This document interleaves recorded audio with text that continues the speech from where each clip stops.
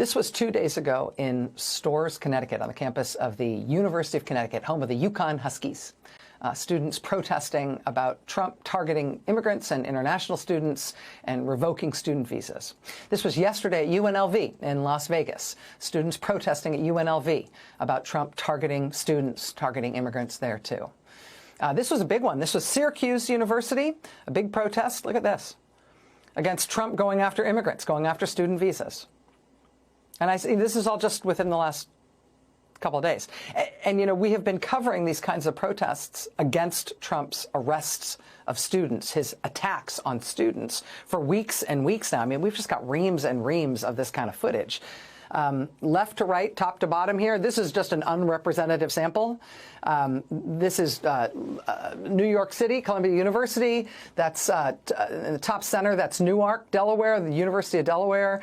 On the upper right, that's Harvard University in Cambridge, Massachusetts. Bottom row, that's Cobb County, Georgia, Kennesaw State.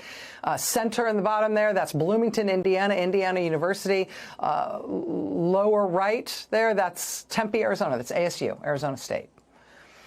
Colleges and the communities around them have been protesting in one way or another every single fricking day about these kids being snatched off the street, snatched off campus by Trump's agents, students being thrown out of the country, in many cases for no apparent reason at all. Are you one of the people who has participated in one of those protests? Have you driven past one of those protests and given them a honk and a thumbs up? Have you done anything to publicize the cases of those kids?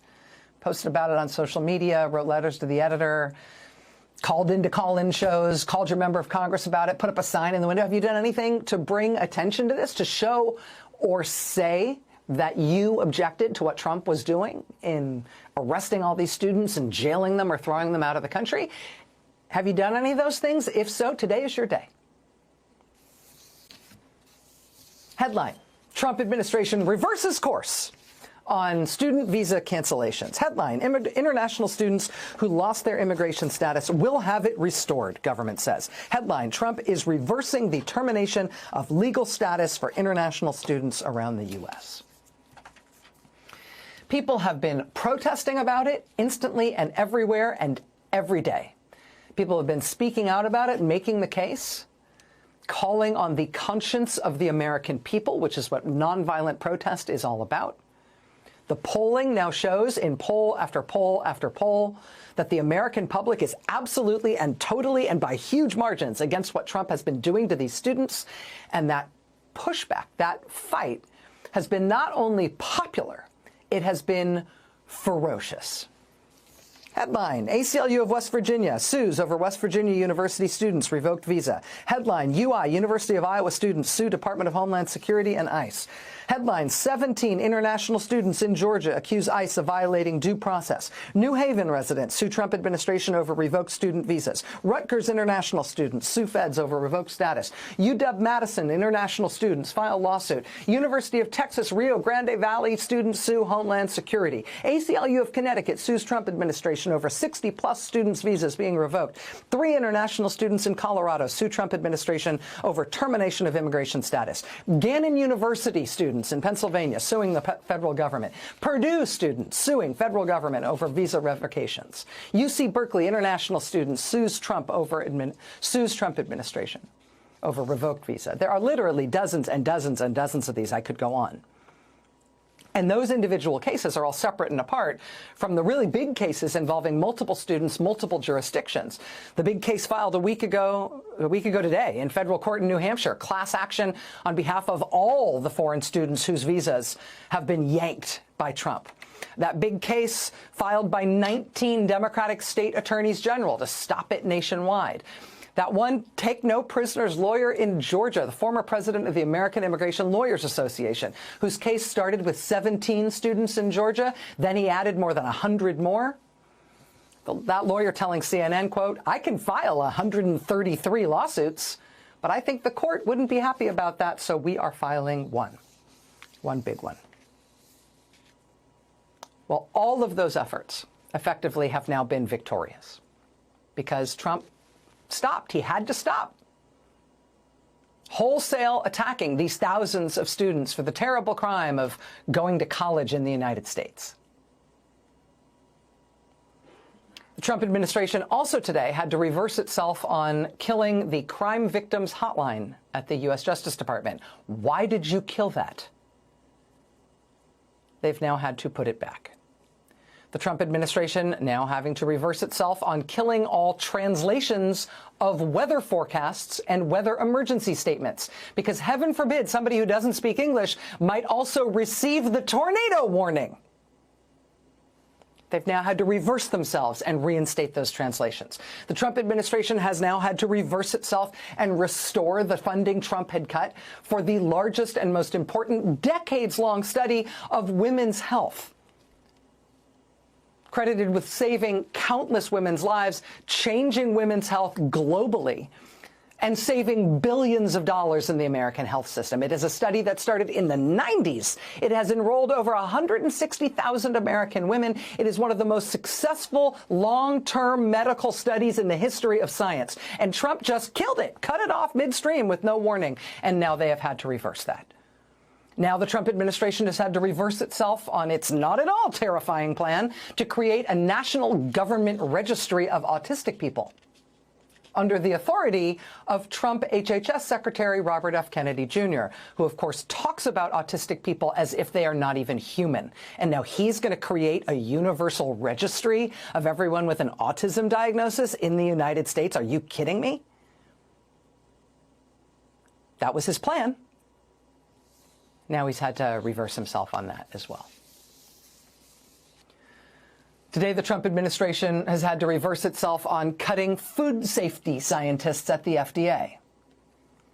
Trump's new hand-picked FDA commissioner actually went on CNN this week and denied that those scientists had been fired. He said, quote, "I can tell you there were no cuts to scientists or inspectors. There absolutely were firings of scientists and inspectors cut from food and drug safety labs all across the country, including, I should mention, from the veterinary division of FDA, where what they were working on was the revenue in 2026 alone. That's according to figures from the budget lab at Yale University. This is bigger than the employees themselves. Absolutely. This is rippling out across communities. And as you said, whether it's productivity losses because people are terrified to show up to work and, you know, their intent of scaring people and dehumanizing them is working.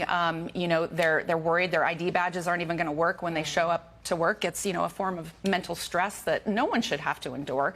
To the folks who want to ensure that their food is safe, their water is safe, that veterans actually get the health benefits they need when they come back home.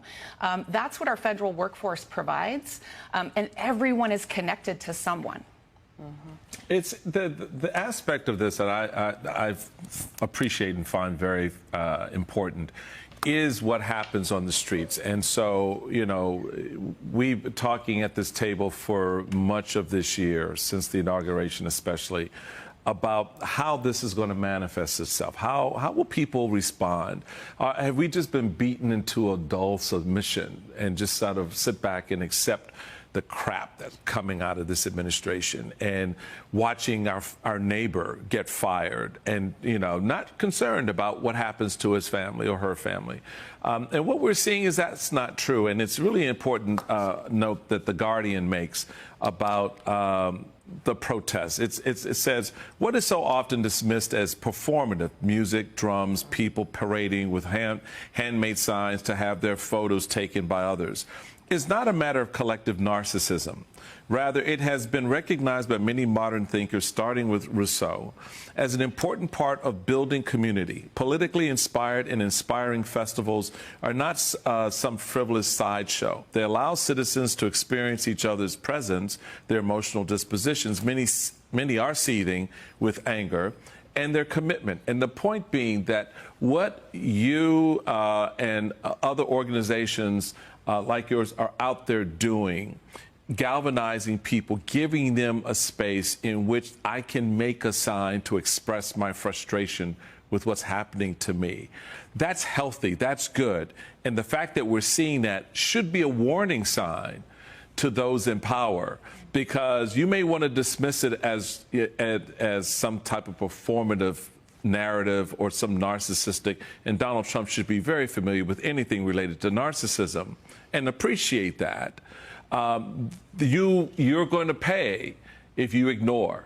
And I think it's important that you're on the streets. How is that organization of all of that activity coming along? And is there more as we move into the summer months? And going back to what we were talking about before, the real life impact of prices and lack of product on shelves begin to hit families. It's not just the firing now. I'm fired. Now I can't even go out and get the stuff my family needs.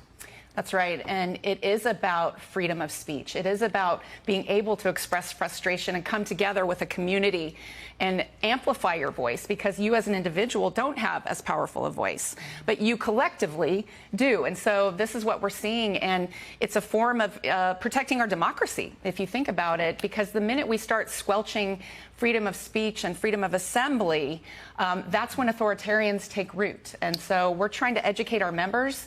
We're trying to show people that that's a muscle that you have to build up constantly. You have to be out there, because if you're not, if you're silent, then that's when these things go too far, right? And so I'm encouraged, because all those signs, all those people showing up are making a difference. And if you think about the success that we've just had with some of these recent court decisions, with the fact that Elon Musk is silently and slowly creeping out of Doge and back to Tesla.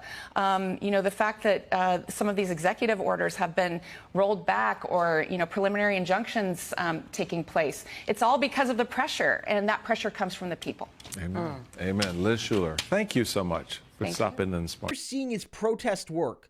Protest is working. It's making Republicans afraid, right? It's making Republicans afraid. But what it's also doing is giving people a permission structure for hope. Because after the election, and again, Trump won the popular vote, although it was nowhere near the mandate he thought he had, based off lies. He did not win a massive majority. He won by less than Hillary won the popular vote in 2016. But, like, let's be clear, he had a mandate to lower prices, not to destroy democracy and arrest judges and attack workers and fire public servants without process and all that. No mandate for any of that, right? And yet a lot of people were like, well, what matters even anymore, because the people voted for him. But then all of a sudden we saw massive protests, guys. And what that means, what that really means, is that you are not alone. That these protests in Washington, outside Trump Tower, inside Trump Tower, as we've seen at least sometimes, are saying to people, you are not alone. That one, the country was evenly divided, so there's basically as many people against Trump as for Trump, and many people have already turned against Trump because his policies have been a disaster, and what he's done is not what he ran on, and people feel defrauded and betrayed and lied to. So, even if you don't go out to a protest personally, share information about them. Let people know. Because somebody can ignore a poll. Somebody can ignore a piece of data. But you can't ignore hundreds of thousands of Americans that have already protested Trump this term. You can't ignore a street full of angry Americans.